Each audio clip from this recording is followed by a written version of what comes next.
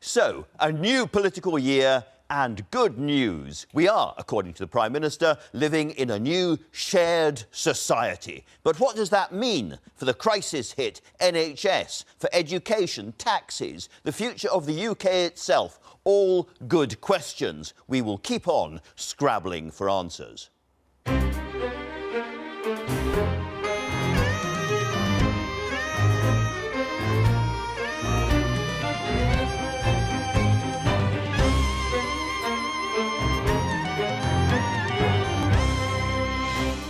On this morning's show, I've been talking to Nicola Sturgeon, Scottish First Minister, who today issues a new challenge to Theresa May about Brexit and a second vote to end the Union. I am not bluffing, she says. Plus, the Cabinet Minister, Justine Greening, responding for the government on health and, yes, this new shared society.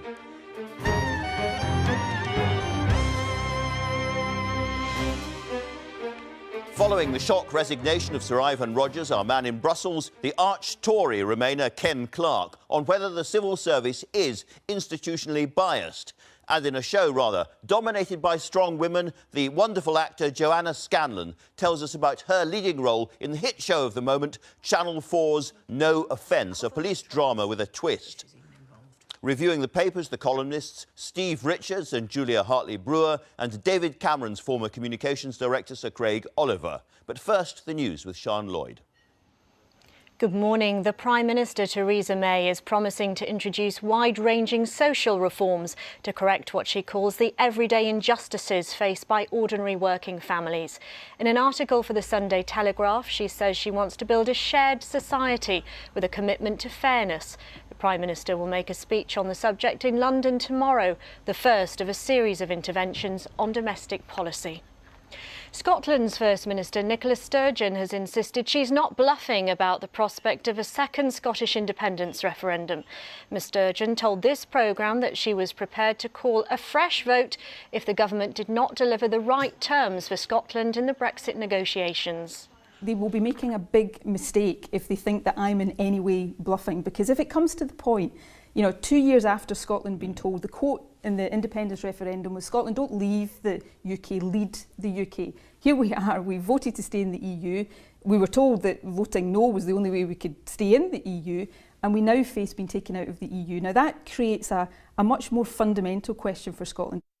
And you can see more of that interview later in this programme. The Israeli ambassador to the UK has apologised after an embassy employee was secretly recorded discussing a plan to bring down a government minister. The footage filmed by Al Jazeera shows the official Shai Massot saying he'd like to take down the Foreign Office Minister, Sir Alan Duncan. Mr Massot said the MP was causing a lot of problems. The British government says it now considers the matter closed following the apology.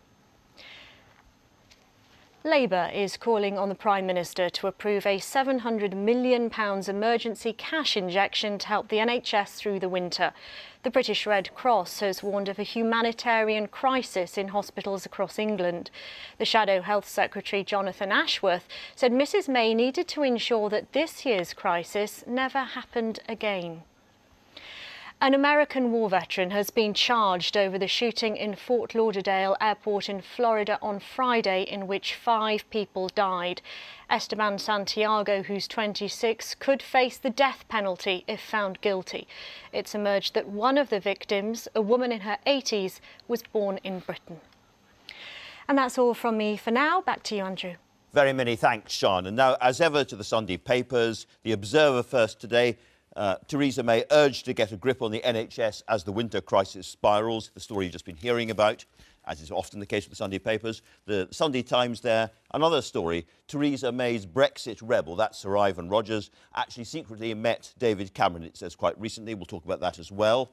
The Mail on Sunday has an absolutely cracking story, that Al Jazeera video you've just seen, where the Israeli undiplomatic diplomat, talks about taking down Sir Alan Duncan. He also talks to Labour MPs about that is going to be a story that runs and runs and runs. And then finally, the Sunday Telegraph there Now it's the shared society, not the big society, which is, of course, David Cameron's thing, saying that Theresa May is very different from David Cameron, very different from Margaret Thatcher, and it has an article by her inside, which we are now going to talk about with Steve Richards, because you've gone straight to the original article. Yeah, it's an article she's written for the Sunday Telegraph. And although on one level people will think, what complete waffle to start the new year with another variation of a society theme, big society under David Cameron, shared society under her, I think it's quite interesting. This is about her fourth attempt, whenever she's got the stage, to try and put the case partly for government in a way that David Cameron didn't do. So she specifically says in this article, this is not about the government, the state getting out of the way. Do you read it's this about as a bigger government initiative? And in a way that probably Labour leaders couldn't do, to put the case to say that it can have a benevolent potential. Now, the rest of the newspapers show all the challenges of that, the reality of the NHS, Brexit and all the rest of it. But at the start of the year, which is the moment when you do get the time to frame a message, I think it's quite interesting that yet again she puts that case. Quite stinging for David Cameron to be sitting there this morning reading all this stuff about the big society is now over and it's the shared society which is better and deals with the burning injustices which presumably David Cameron ignored. Well, I think the reality of the big society was actually the volume on that got turned down quite a lot during his premiership, as a reality of dealing with the deficit actually took hold. But I think Steve's absolutely right. What happens at the beginning of a new term is that a Prime Minister wants to go out there and try and set the agenda and say, this is what I want to talk about. And Theresa May is saying, I want to talk about people who are just about managing, not people who are on, people who are just above the welfare sort of thing. The reality is, if you look at the actual editorial in the Sunday Telegraph that goes with it, it says a stronger, fairer place, who could disagree? The question for Theresa May is going to be, what are the policies that actually define that? That is the question, Julia. Yeah. What is behind this glorious, glossy verbiage? Is there anything there at all? Well, I love the message behind it. I love the morality. I do think that most British people will just sort of sigh, turn over and have another coffee and ignore it all, because big society didn't get turned down. It never happened. It's a load of complete codswallop, as is, let's be honest, this. What people want are solid policies. They want a government that keeps out of their way, enables them to live the life they want, and does the important stuff like the NHS, and we'll be talking later about the problems in the NHS, and does things like allowing, for instance, enough houses to be built. While we're dealing with Brexit, housing crisis and an NHS crisis, nothing else matters. There's a lot of hard work to be done, and of course Theresa May, as The Economist has pointed out this week, is already under fire for not giving the kind of decisive leadership that some in the Tory party were looking for. Theresa May be The Economist. Yeah, we've got The Economist in both forms here on the iPad and the hard copy. The Economist is good at capturing a sort of political zeitgeist. They do it quite often on a front page, which frames the kind of way leaders are perceived. And this is Theresa May. And in its editorial, it argues that she is indecisive and muddled, and that it's not just her not appearing in public very often. She doesn't know what's going on. Again, I'm not entirely sure whether that's fair in relation to Brexit. We're going to talk about Brexit stories in a moment. I kind of prefer the fact that she doesn't say... under David Cameron and Tony Blair, we'll have 10-point plans on Brexit at the moment to feed the media machine, all of which would then become meaningless once we had triggered Article 50.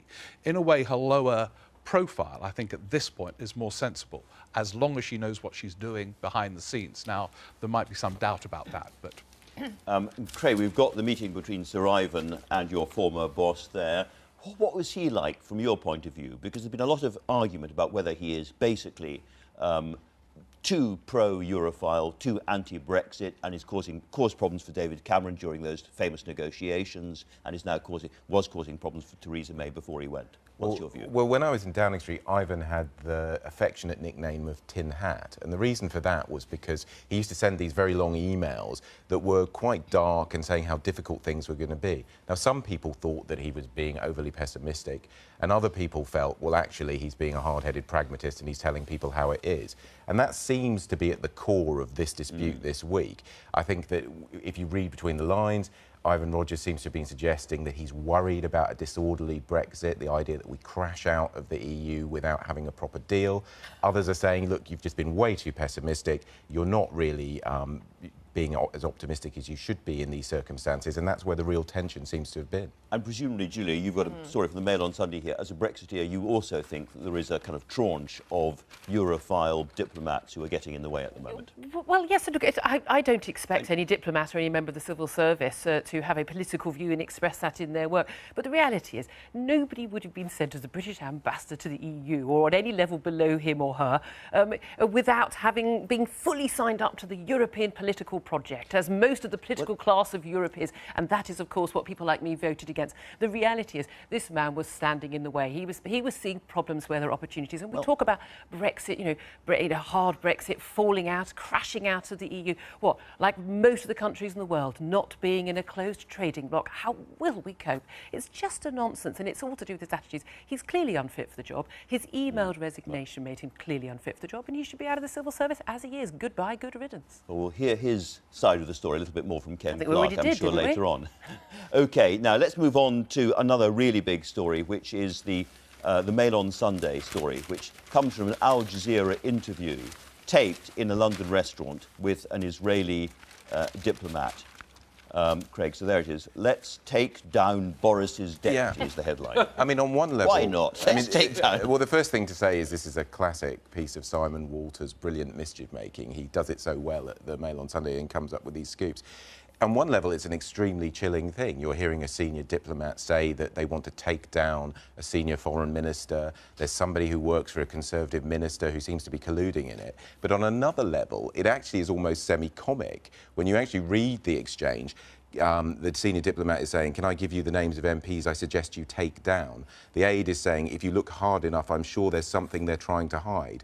And then a little later, the diplomat says, a little scandal maybe. Don't tell anyone about this meeting. Who would tell? Well, you're being filmed and recorded as this is happening. It is completely the thick of it, isn't it? Well, it feels like they've been watching too many episodes of House of Cards, but actually found themselves in an episode of the thick of it, There's a wonderful quote from the Israeli embassy saying, this doesn't represent the views of the Israeli government. But seriously, I mean, this is crossing a lot of lines here. It is. For a diplomat to try to destroy the reputation of quite a senior British minister. I agree. And I think next we'll have the Russians infiltrating the American elections. I think what you've seen here is that basically when these kind of stories break, government just want to shut it down. Well, it's very embarrassing. Interesting. They've apologised. The government said that's absolutely fine. In the old days, the ambassador would have been kicked out of the country for this. Well, it depends which country you're dealing with, doesn't it? And actually, the reality, sensitivities of dealing with Israel and that kind of thing. But the reality is, it's embarrassing for the Israelis and for the government. They just want to shut it down.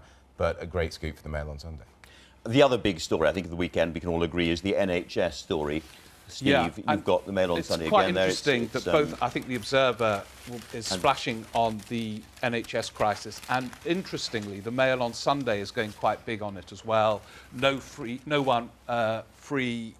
single free bed in 15 hospitals.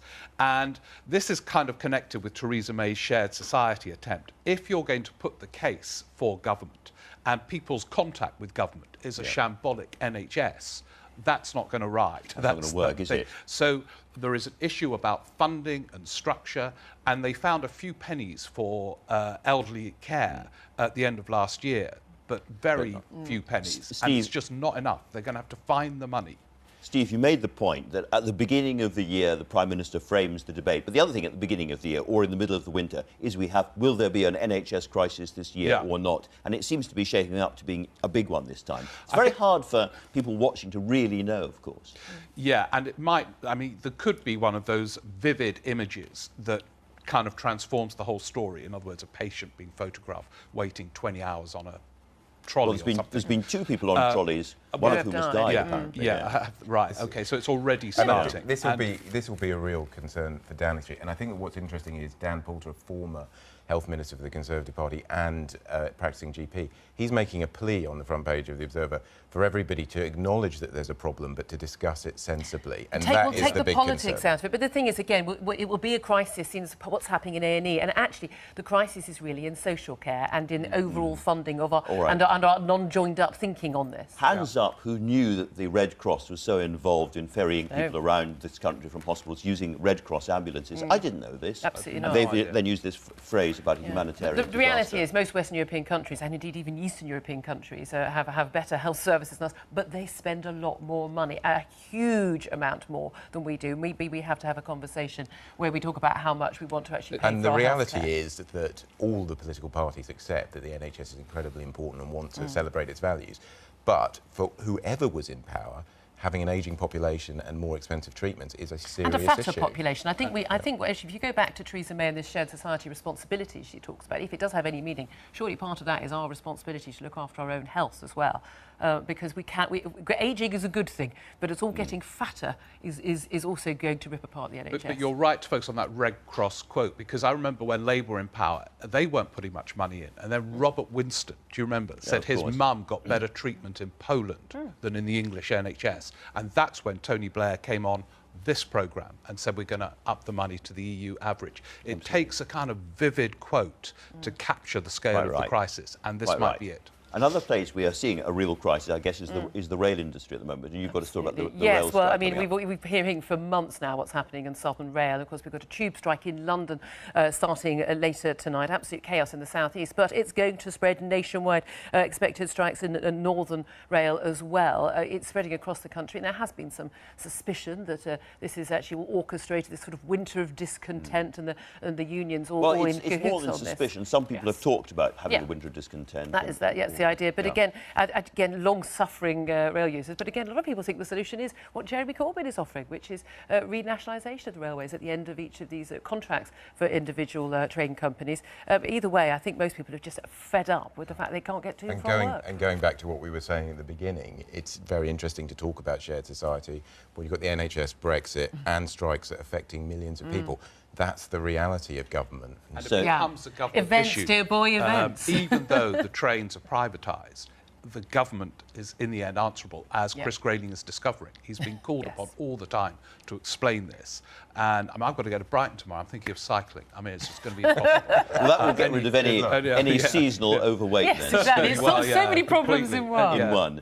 Julie, you've got one last story about snowflakes. Yes, Explain what a snowflake is, because most people these days never see them. No, but exactly. In 2016, one of the words of the year, some of the phrases, snowflake generation, and this sort of rather pathetic teenagers and early 20s sort of, oh, if I find that offensive, you mustn't say it. Sort of, if I'm distressed by it, it mustn't happen. And is it snowflake because you melt at the first sign of troubles? Yes. Well, universities are now warning against snowflake student demands because of this move to have universities ranked in part on how students rate them. A lot of this is going to be causing concern among or university bodies, academics, about not upsetting students. Now, if we don't upset students, then perhaps are we not challenging them correctly? But it does mean a lot of academics think this will be shutting down free debate in universities, and it will be the students setting the agenda instead of the people who are supposed to be teaching them. I think it's madness, and we need to fight against it because it is actually a form of censorship.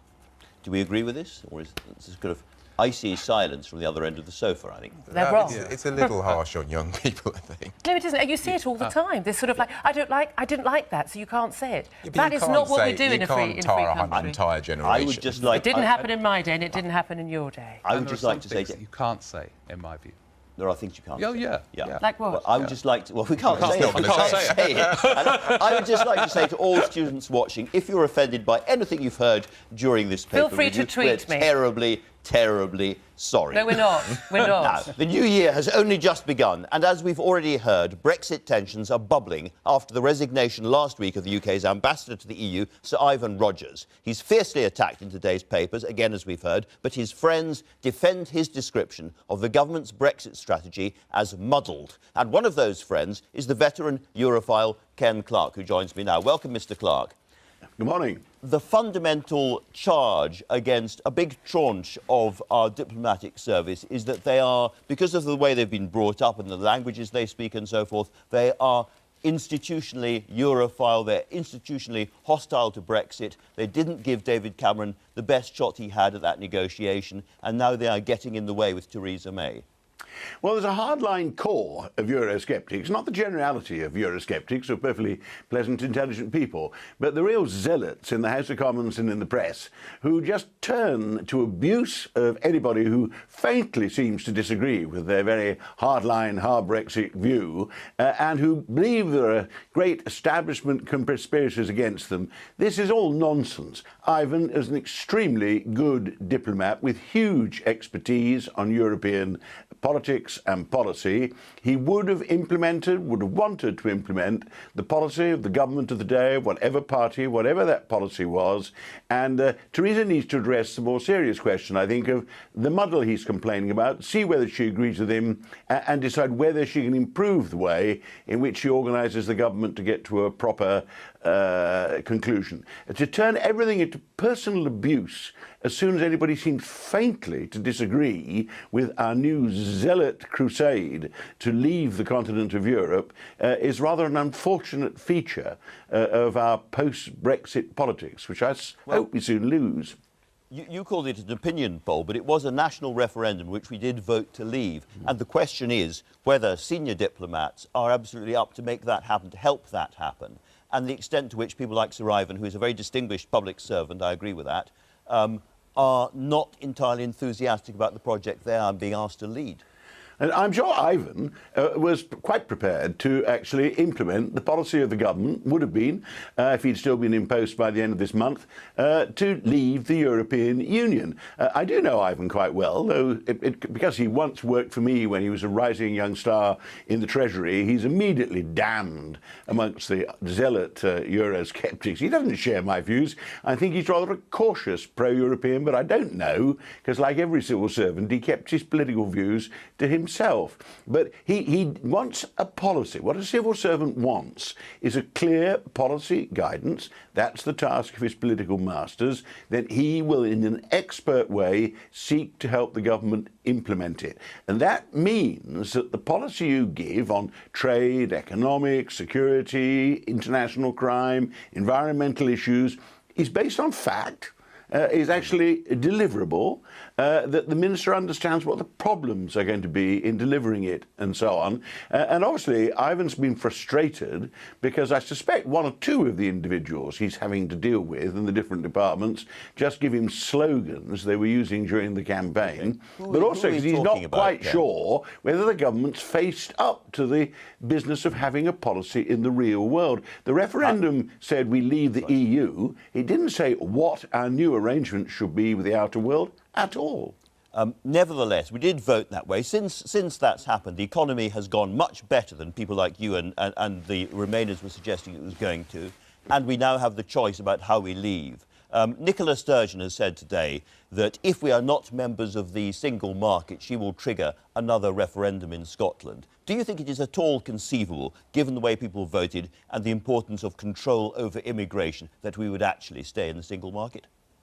I think it would be a huge advantage to stay in the single market. The referendum, the actual campaign was dreadful, as reported in the national media. The question of what our future trading relationships would be was not addressed by either side, with all the silly arguments that were used. And I don't think any right-of-centre government in the world would think that the idea of leaving free access to a market of 500 million prosperous consumers was a sensible thing to do. All the daft forecasts of when you're going to have a downturn, how much it's going to cost each household, all that, of course, turned out to be silly. But the fact is, you are bound to be poorer than you otherwise would be if you raise new trading barriers between yourself and your biggest single market in the world, the most open free trading market in the world, of which at the moment you're leading and influential member. And the referendum didn't decide that. And what's got to be decided is how to stay in the customs union, how to stay in the single market, but still meet some of the legitimate concerns that the electorate were expressing.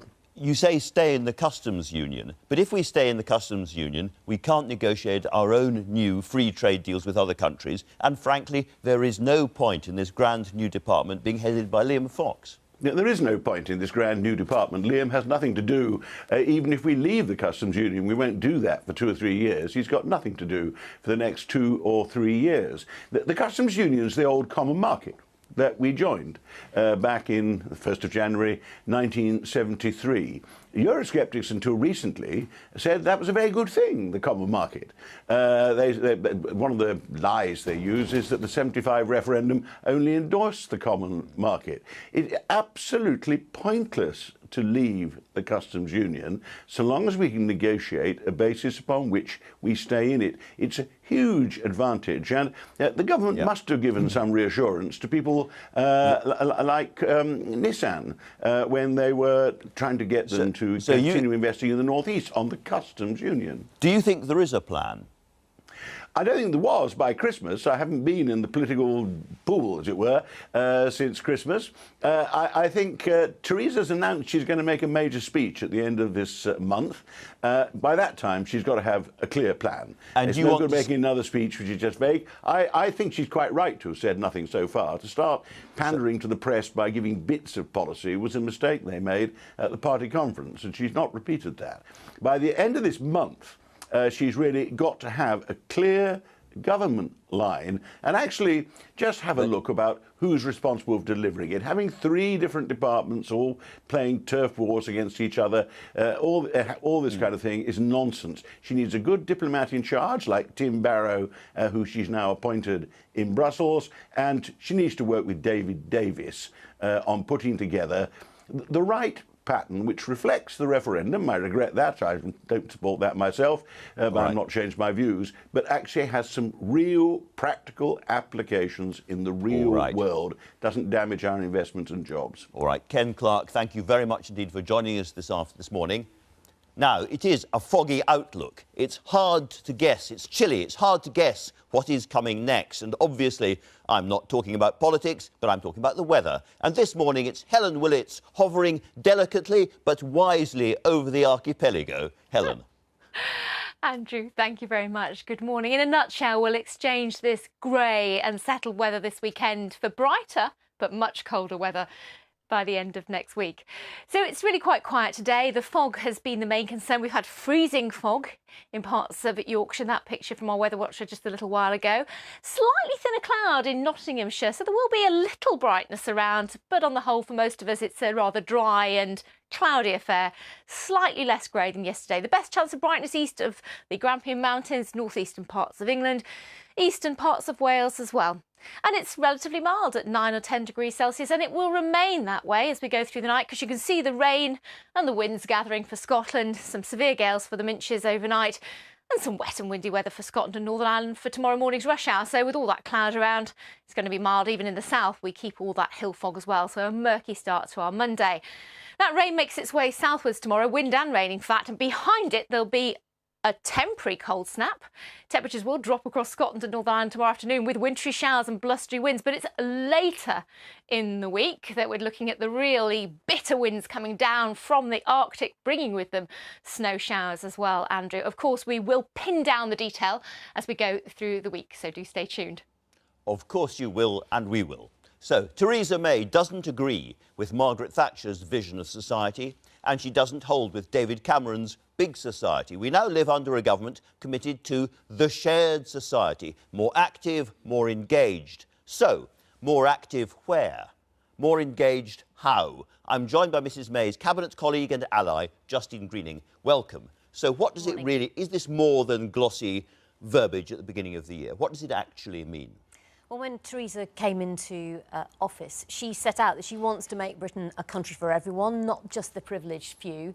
And in talking about the shared society, she's saying that she wants to make sure our country really has a level playing field where it doesn't matter where you're growing up, what your background is, or indeed tomorrow she'll be talking about mental health, if you suffer from mental health, that some of these burning injustices that people don't always show visibly but nevertheless have to deal with day to day need to be tackled. And what she's saying is that actually those issues aren't just going to fix themselves, and she wants hers to be a government that does get in and try to sort them out for people. I can't think of any politician, leading politician over the last 30 years who wouldn't agree with that. The question is, how is this different from David Cameron's Big Society? Was he not interested in these burning injustices? Well, the Big Society was much more about getting civil society part of helping to tackle many of the challenges that Britain faces. I think what the Prime Minister is talking about is the fact that we simply can't accept a country where you have a different chance of getting good education outcomes because of where you grow. Not civil we society. can't accept a country where if you're black you may have different chances of getting through the justice system. We can't accept a country where so many young people don't have the prospect of owning their own home in spite of doing all the right things, getting through university, working hard and getting a job and saving. We can't accept a country, as she'll be setting out tomorrow, where for the many people who suffer mental health, there's still in too many cases inadequate treatment, but also there's still a stigma that goes along with that that needs to be tackled. I still don't really see the difference between this and what David Cameron was up about, but let's stick with, you say, health. Well, I think the difference is the Prime Minister wants to set out how she feels government can be more front-footed to try and tackle these issues. So give me a really concrete example of what is going to change as a result of this. Well, we've already set out in my own area of education that we want more good school places wherever children are in the country, including looking at, well, we've set out our proposals to look at introducing more grammar schools where local communities want that. We'll be bringing forward more proposals around making sure that our technical education system really works for the more than 50% of our young people who don't go to university in a way that it currently doesn't, and developing apprenticeships through the course of this Parliament. All of those things are practical, but tomorrow she'll be setting out the first of a number of different areas, in this case mental health, of where she does want government to be more involved in making sure that people get the kind of outcomes that they need to be successful. People can make their own minds up, but it does seem there's an element of this which is simply saying we are going to build houses, that is now the shared society. We're going to help people with mental health problems, that is now the shared. In other words, it's rebadging or rebranding. But we can discuss that in greater detail. Let me ask you about the NHS. What is it about the shared society that means that we have the Red Cross talking about a humanitarian disaster in the NHS, calls for an extra £700 million of emergency funding to get us through the winter, and a real problem in hospitals across the country? Well, I've, in my previous role in international development, seen a number of humanitarian crises for myself, whether tackling Ebola or the Nepal earthquake. We have one on our doorstep. Typhoon Haiyan in the Philippines, and the Syria crisis, and I don't think it's actually appropriate to describe the challenges that the NHS faces this winter as a humanitarian crisis, but so the Red Cross are wrong about this? I don't think it's appropriate to describe it as a humanitarian crisis. I do think, coming back to your important question, we know the challenges that the NHS faces, whether it's in terms of a rising and indeed ageing population, the fact that drugs cost more and we can be treated for more things. And of course, we also know that at this time of year in particular, there are additional pressures on the NHS. And they're really severe this year. And that means that we need, first of all, a long-term plan, which is what Simon Stevens, the Chief Executive of the NHS, came through with in 2015. We were the only party at the last election that backed that plan. Indeed, we've given the money that was requested for it. We also advanced that money and brought it through faster when that was requested. And specifically, in relation to winter, we have put in £400 million of extra funding to particularly help with winter pressures. And indeed, the NHS is better prepared this year than it's been in the past. If I talk to any professionals, almost anywhere across the NHS, they say we are in crisis. We have no spare beds. Our hospitals are full to bursting point. We're using the Red Cross to ferry people from hospitals in their Land Rovers. This is a really, really serious crisis. People are dying on hospital trolleys. The NHS needs even more money this winter, and the Prime Minister should come to the House of Commons tomorrow to discuss this with MPs. Well, more money has been made available for this winter season. Clearly. It's not unusual for the Red Cross, and indeed, of course, St John's Ambulance helps the health service every single day and does an amazing job. So the fact that the Red Cross and organisations like St John's are involved is not particularly unusual. We have put aside additional money, and in fact there's record investment going into the NHS. And if you look at bed occupancy... I'm sorry, we have this terribly sterile debate where politicians say we've put in extra money and the professionals on the front line say we are in total crisis, and the public scratches its head. At some point you're going to have to talk directly to them and give them more help. And indeed, you talked about bed occupancy. Bed occupancy rates are actually slightly lower at this point this year than they were last year. But I think what I'm saying is there's a long-term challenge that the NHS faces, and this first 5-year plan from the NHS is about how to tackle some of the more underlying issues. There are, of course, challenges at this time of year, which is why not only alongside the funding I talked about, there's also better planning in place. Do you think the doctors, do you think the NHS Confederation, do you think all the professional bodies are simply crying wolf? No, I think NHS England has set out that actually we do need to be prepared to deal with the winter challenges that we've got.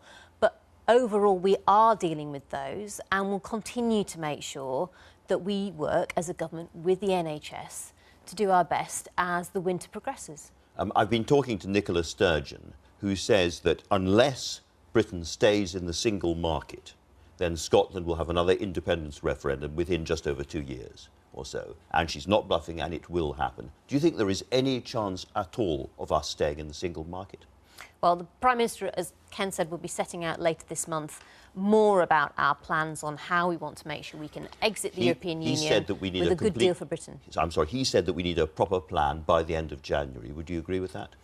I think the Prime Minister is going to set out more of the details in her own time. She has worked through, with many of her Cabinet colleagues, methodically the many areas that we need to have our clear thinking in place for in relation to getting a strong negotiating proposal and plan in place to leave the European Union. We're going to get on with that. She's been very clear that we'll be triggering Article 52 by the end of March, but I think it's been quite right that we've taken the time to pull together what is going to be one of the most complicated and at that point, negotiations will we that any see, country could have to embark on. Will we finally be able to get an answer to very obvious, clear and really important questions like whether we'll be in the single market, whether we'll be in the customs union? By the end of that period, we will have all the answers to that, will we? I think the Prime Minister will take her own decision on how much she wants to disclose of the planning that's underway. But in the end, I think if you look back to... It still feels as if we're being told absolutely nothing at all. And we are months after the referendum, and look back at the challenges that we faced within the EU. Many of those go back right to the very beginning, 40 years ago, when we went into the European Union, arguably on a deal that wasn't good enough for us. And we were left with a legacy decades after.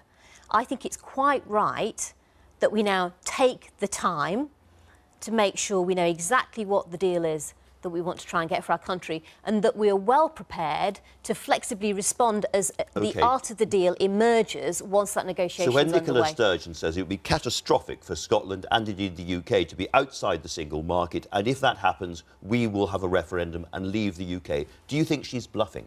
Well, that's a matter for her in the end. It's pretty obvious to me that in spite of the referendum result in Scotland, the SNP simply want to ignore that. They want to continue pushing the Scottish people against the decision that they voted to stay as part of the UK. I think that's wrong. So if politically that's the course she wants to take, I don't think it will be a sensible one. In the meantime, we need to make sure that we have an approach on negotiating a fresh route for the UK outside of the European Union. Whatever that might be. That's in our national interest and that can also critically stand the test of time and make sure that we're not just successful today, but we're successful in 10, 20, 30 years' time. Justine Greening, thank you very much Thank indeed. you. Joanna Scanlon has become one of the best-known faces on our television screens. As the unsinkable Terry in The Thick of It, she was the perfect antidote to Malcolm Tucker's brutal cynicism. Along with Joe Brand, she brought humour and heartbreak to the NHS in Getting On. Her latest role sees her showing a new side. Channel 4's award-winning series No Offence has Scanlon as a gutsy police detective in a very contemporary new take on the TV cop.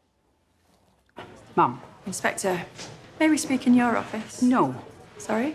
He's good. How'd it go? Well, in the past they had the rack, and now we have the press. It was difficult out there. And then I'm invited upstairs to explain recent events. 5 dead kids. Yes, I'm aware of that, as are they, and the Home Office, and the Department for Communities and Local Government. Do you know what they call you upstairs? Nuremberg. Nuremberg. Because everything's a trial with you. It's beautifully written, Joanna. This is a very interesting series. It's one of many now. coming from the north or set in the north with very strong women in charge. I'm thinking of Last Tango in Halifax, I'm thinking of Happy Valley, and now this. There is something changing in British TV drama at the moment, isn't there? Yeah, I mean, what makes this show different, I think, is that it goes right to the edge of what's seemingly acceptable. It really does. And that's unusual, I think. I mean, I know that's Channel 4's remit, and they really go there in this show. And I think the fact that most of us are working with female bosses one way or another, what we're looking at here is a kind of matriarchal management, as it were, and the ways in which power gets disseminated by women, and that's traditional in the north. But it's a very interesting picture of contemporary Britain because it's not just your character. Almost all the key characters are women, almost all the strong characters are women. There are a few men dotting around on the edges, but it's very much a female-dominated show, and you could say the same about Happy Valley and so forth. Yeah. Is this a kind of an attempt to show a new Britain where men, including on shows like this, are taking a back seat? I think it is a reality that people... there's an element to which we're looking at something that reflects reality. Women in the workplace, I mean, if you wonder, when we wrote Getting On, for example, one of the reasons that we set it in a hospital was not because we particularly wanted to talk about the NHS, but we wanted to talk about women, and women, putting them in the workplace rather than in the domestic sphere. Changes everything. Changes everything, and it gives the actor and the writer a chance to look at how women deal differently, perhaps, with power. Now, the other character, of course, you're very well known for is Terry in The Thick of It, where you have to deal with Malcolm Tucker the whole time. Now, do you think, and we've just been talking about Sir Ivan Rogers and the problems in the civil service, were you aware that you were dealing with a character who was meant to be apolitical but did have strong views of her own at that point? Are there any read-acrosses from the Malcolm Tucker world to the real world, do you think? Absolutely. I mean, Terry was appointed into the civil service as part of what then was a Blairite move to bring people from the commercial sector. So she'd actually been the head of marketing at Waitrose. Now, whether that served her well or ill, I think is the audience can say. Well, the audience can say. We have a brief clip of it, which I think we ought to see now. You didn't even send that email. It was still in drafts, OK? Then secondly, it was you that told me to make that big attack on the BBC. That's right. And I'm afraid we did look silly, running around outside, getting in and out of a car. I mean, look, Malcolm, I know that, Steve Fleming's come back on the scene. And are you feeling emasculated by that? It's like you're a Catherine wheel and you fell off the stick. You're going... but not in the right way. I think you're wrong, Malcolm.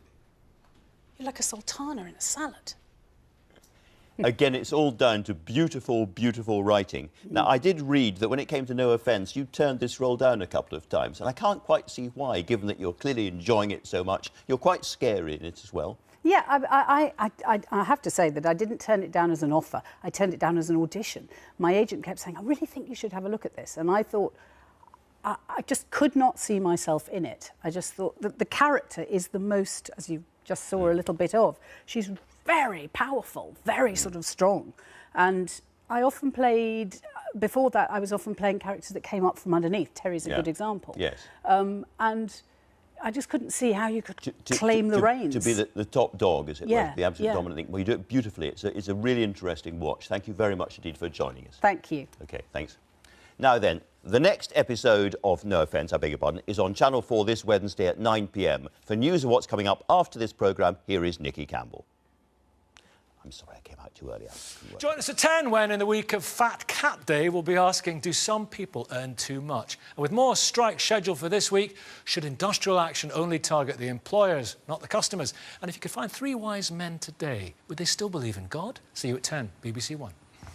Just while I still have you here, Nicola Sturgeon is my next guest. We are looking now at a country which has women running Westminster, Scotland and elsewhere. Do you feel as an actor that you are kind of in a good place at the right time? I'm lucky, aren't I? You're very lucky. I am lucky. I mean, I started acting very late. I was 35 before I did my first professional job. And you put in lots and lots of ideas for shows before you got one that was accepted. Absolutely. Is that right? I mean, I'd written lots of things and they went nowhere for, 17 years of me hammering away at a typewriter before anybody said yes.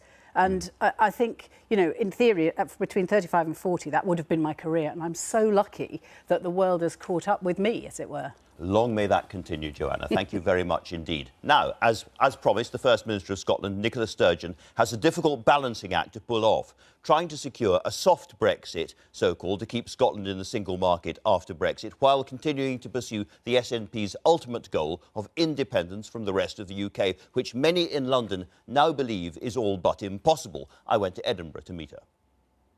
First Minister, 6 months or so ago, sitting more or less right here, you were talking to Theresa May, and it seemed a very cordial first meeting after she became Prime Minister. I wonder, what's happened since then between the two of you? Well, we've spoken on a few more occasions, met once more, I think, and spoken on the phone. I have to say, though, to be perfectly frank, I don't feel as if I know any more about her negotiating objectives today than I did 6 months ago, and probably what's more worrying than that, I'm not sure she knows more about her negotiating objectives than she did back then as well, and I think that is increasingly of concern the closer we get to the triggering of Article 50. Do you seriously think there is no plan? Yes, I do, and I say that with a lot of regret, because that puts every part of the UK, I think, into a very perilous position. You know, we saw last week with the resignation of Sir Ivan Rogers that, you know, he didn't know what the plan was, and he was supposedly the man who would lead the negotiations to try to achieve that plan. Now, my worry is that Theresa May, instead of behaving like a Prime Minister should, is putting the leadership of her own deeply divided party ahead of her responsibilities as Prime Minister and trying to appease the increasingly right-wing Brexiteers in her own party, and instead of prioritising what would be a sensible solution for the UK to stay in the single market, for example. And I think the interests of the country over these next few months really have to come to the fore. Now, at that meeting, she seemed to agree that Scotland, as Wales and Northern Ireland, would be part of the process of debating how we were going to leave the EU. Do you feel that simply hasn't happened? Yes, I would have to say that. You know, there have been discussions. I mean, I took part with the First Ministers of Wales and Northern Ireland, the Deputy First Minister of Northern Ireland, in Downing Street, I think in October, a meeting of the Joint Ministerial Committee. And I'm not exaggerating too much, I'm paraphrasing slightly, I admit, but I'm not exaggerating too much when I say that the Prime Minister sat on the other side of the table in that meeting and said Brexit means Brexit, and not an awful lot more than that. And I came out of that meeting probably more frustrated after a meeting of that nature than I've ever been before. Now, the reason for that is that I'm the First Minister of Scotland, and, you know, put aside, although we shouldn't put it aside, the fact that Scotland voted to remain in the European Union. If the UK is coming out of the European Union, that has enormous implications for Scotland, as it does for other parts of the UK. It has enormous implications for our economy, for jobs, for living standards, for trade and investment, for the kind of society we are. And I want to play my part in making sure we get the right outcome from that. That's why the Scottish Government has published proposals that we hope are taken seriously. But thus far, almost 2/3 of the way to the triggering of Article 50, we know no more about the UK Government's position than we did the day after the referendum, and that is increasingly unacceptable. In those proposals, you've made it very clear that what you mean by a soft Brexit or an acceptable Brexit involves staying inside the single market and staying inside the customs union. The problem is that people were told all the way through the referendum that leaving the EU meant leaving those things. But I'm not sure I don't think that's the case. It is the case, if I may say so. I interviewed David Cameron, George Osborne, Michael Gove, Boris Johnson. I asked all of them, and they all said, yes, it means leaving the single market. I remember hearing, I think, I could be proved wrong, but I think Boris Johnson saying, you know, the only good thing about the European Union was what he called the common market, the single market, and leaving the EU didn't mean leaving the single market. But what I'm trying to do, and I've deliberately tried to take a step back from my preferred position, which is the UK as a whole stays in the EU, and say, look, we've got this situation where the UK as a whole voted to leave the EU. Different parts of the UK voted in different ways. Scotland voted to remain. Even in Scotland, 1 million people voted to leave. And although the UK as a whole voted to leave, almost half voted to remain. So can we find some common ground? Can we find some consensus ground? And that's why I think staying in the single market could be that consensus ground. But more importantly, it would avoid some of the deep damage to our economy and our society that a hard Brexit is going to do. The problem with staying in the single market is that means no control over migration from the EU, and it means carrying on paying into the single market. And that would be seen by a lot of those 52% as a betrayal. Well, let's break down these issues, because the paper I published on behalf of the Scottish Government just before Christmas actually goes into all of these issues. Yes. Now, Theresa May has said that a number of things are red lines. So not being subject to the jurisdiction of the ECJ. Well, if you're like Norway is in the single market but not in the EU, then you're not subject to the direct jurisdiction of the ECJ. It's the EFTA court that applies. Though in effect you are. I'm trying to see where she could, and this is a bit compromised. This is not my preferred solution, so I recognise that it may not be her preferred solution, but can we find compromise ground? I think we need to get away from a situation, and I make no apology for saying this, where this obsession with immigration, almost becoming an obsession with foreigners in this country, is trumping, if that's not the wrong word to use in these times, the best interests of the economy. So I think we need a much more honest debate about the benefits of migration to our economy. I just put it to you, given the politics in London, it is very, very unlikely that Theresa May will say we're going to stay in the single market or the customs union. That compromise is probably unlikely. And you yourself have said that Indy Ref 2 is more likely than that. What I'm doing is trying to explore common ground, okay? And I've said I think the UK should stay in the single market, and I want to work with others across the UK, across the political spectrum, to see if we can achieve that as the objective of the UK.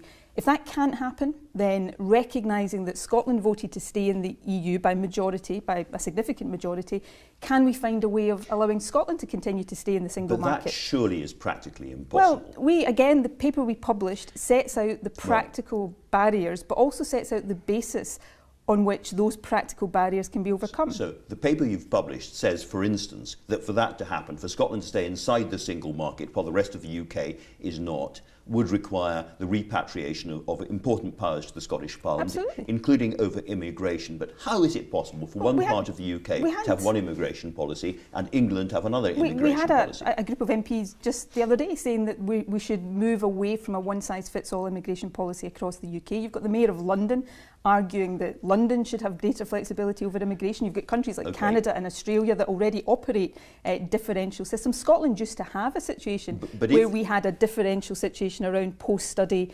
work arrangements.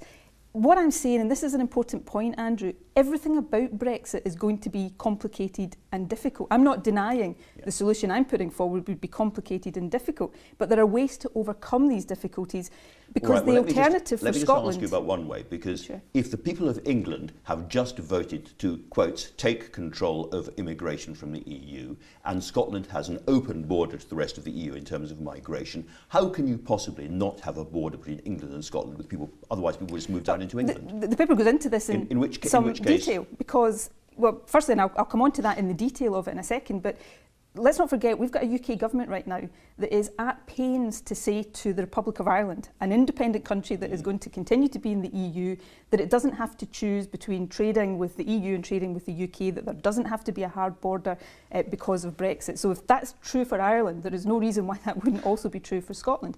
But if you take the issue of free movement, for example, people would continue to get their passports checked as they come into the UK, at the external UK border, as is the case just now. If people came into Scotland, and if the concern, as I appreciate, would be, would they go to England or other parts of the UK and seek to work there? Yes. Theresa May is already talking about the arrangements that she's going to put in place in terms of employment checks and such like. There are practical ways of overcoming these things, but if we're going to get into the practical discussion about how these things can be overcome, we first have to have a UK government that's going to meet the Scottish government halfway to try to discuss that. I'm compromising. I'm prepared to compromise. I need to have a UK government that's prepared to do likewise. This is a compromise which gives you, in effect, independence.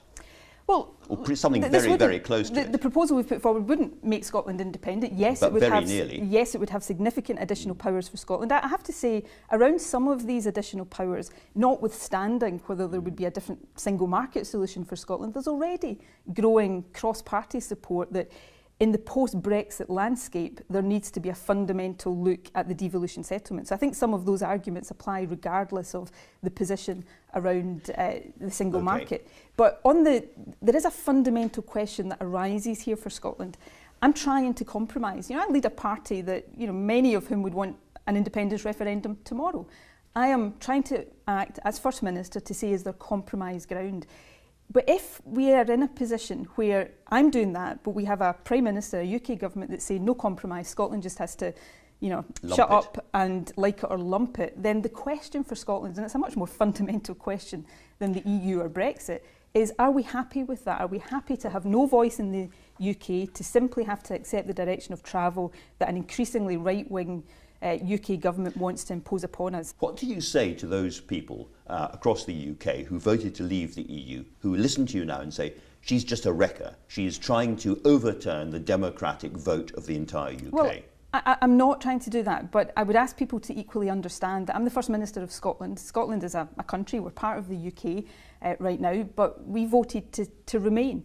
And I've got a duty, particularly given that this is not some academic debate. This is a debate that has real implications for jobs and living standards of people the length and breadth of the country. I've got an obligation to seek to protect Scotland's interests, and that's what I'm trying to do. So I'm compromising, but at the end of the day, I'm not going to sit back while Scotland is driven off a hard Brexit cliff edge with all the implications for jobs and the type of country we are that would have. Well, let's come to that. You have said that if you get what's been called a soft Brexit, staying inside the single market, then a second independence referendum is off the agenda for a while. How long is a while? How long?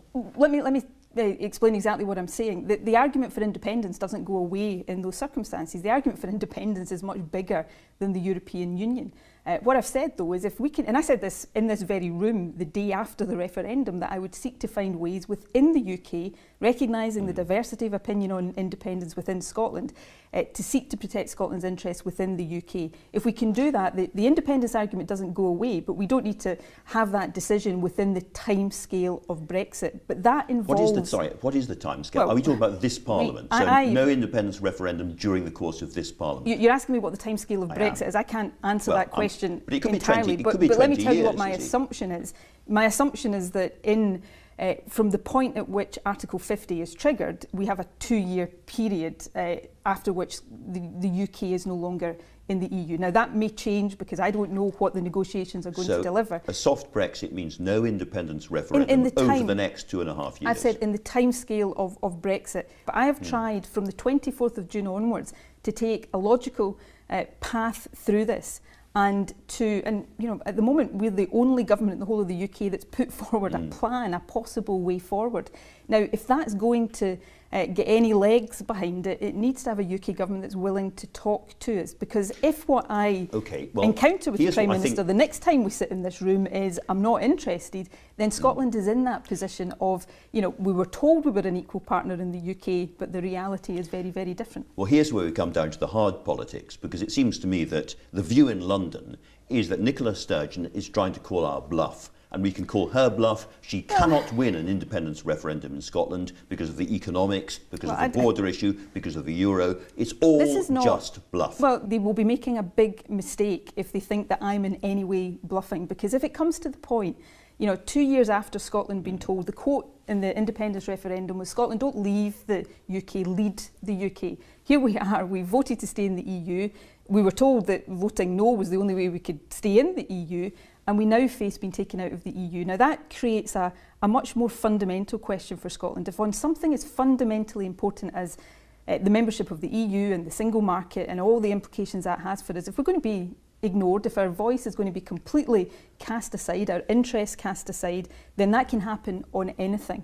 And we have to ask ourselves in Scotland, are we happy to have the direction of our country, the kind of country we want to be, determined by a right-wing Conservative government, perhaps for the next 20 years, or do we want to take control of our own future? And that's a case that in those circumstances, I think it would be right for Scotland to have the opportunity to decide. But we're not looking at Indy Ref 2, as it's called, in 10 years' time or 5 years' time. We're looking at much quicker than that. In the context, if we're facing a hard Brexit, I would think yes, if we're talking about a hard Brexit. But let me not get away from this point. I'm putting to Theresa May a compromise solution. Theresa May is watching. One message to her very clearly. What would you say? Don't disregard Scotland, because it's not acceptable to do so. You said during the independence referendum that Scotland was an equal partner in the UK. It's now time to prove that, and how you respond to the sensible compromise consensus proposals that the Scottish Government has put forward will tell us much, possibly everything we need to know about whether Scotland really is an equal partner or whether that's just rhetoric. Nicola Sturgeon, thank you very much. And that is all for today. Thanks to all my guests. Next Sunday, I'm going to be joined by the Labour leader, Jeremy Corbyn, in the second of our New Year's Leaders interviews. I'll also be talking to that great actor, Timothy Spall, about his latest role in a thrilling new film, a real-life retelling of a controversial courtroom battle about truth and denial. Bye for now.